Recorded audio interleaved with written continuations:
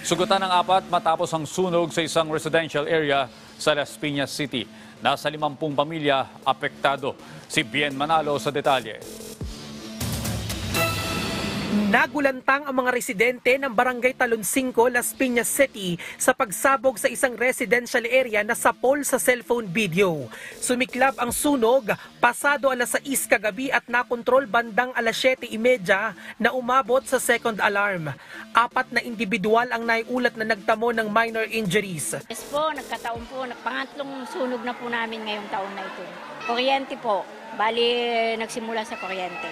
Nananawagan po kami sa may gininto ang puso na kailangan po ngayon ng aming mga residente dito ng mga used clothes kasi wala po silang naligtas na mga damit, banig, kumot, at saka yun nga po, pagkain, mga hygiene, mga pang first aid.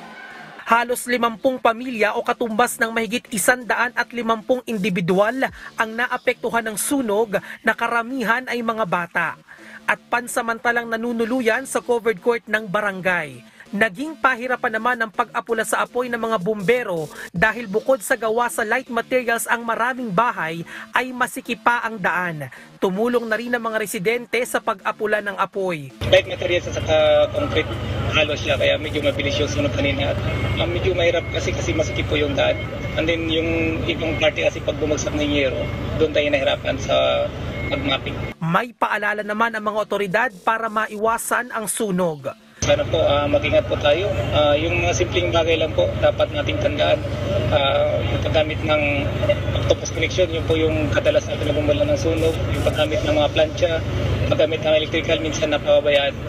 Yung lang talaga, simpleng pag-ingat lang po kasi nasa ating mga kamay po yung ating kaligtasan. Patuloy ang investigasyon ng Las Piñas Bureau of Fire Protection sa tunay na pinagmula ng apoy habang inaalam din ang kabuuang halaga ng pinsala ng sunog.